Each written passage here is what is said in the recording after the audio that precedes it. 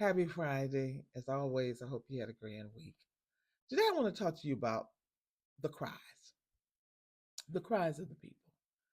I was talking to someone recently, and we were talking about, and I was talking about a person who was complaining about something, and their response was, well, they're not doing this and they are not doing that, and I don't know what they're complaining about. And it just dropped in my spirit right away. Just because people are wrong, don't mean that they are not crying, and don't mean that they shouldn't cry.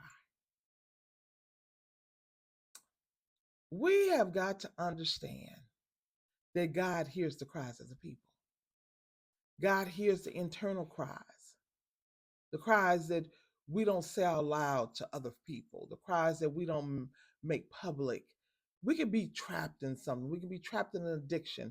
We can be trapped in a wrong situation, or we can be trapped in wrongdoing. And we want to come out and we're crying inside. We really want to come out. But things trap us. I'm going to encourage us who understands this, who have been set free. Don't just look at someone who's doing wrong and just assume that they're not crying, that they're not crying out for help inside. They may not know how to get set free. God, He hears the cries of the people. That's why Jesus came, right?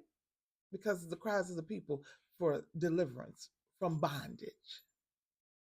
Let's not discourage people by saying they don't deserve to cry out because they keep doing the same thing over and over and over again. We've all been there.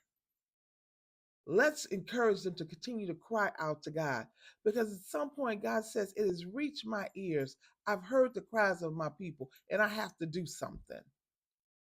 Now, we always know that there has to be a response from the person who's crying out, but God knows what it takes to get them to the point where they want to respond.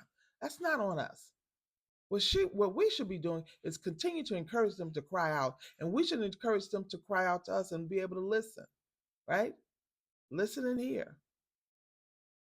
Because at the end of the day, if God had not heard our cries, for us who have received Christ and have who are walking in light, where will we be?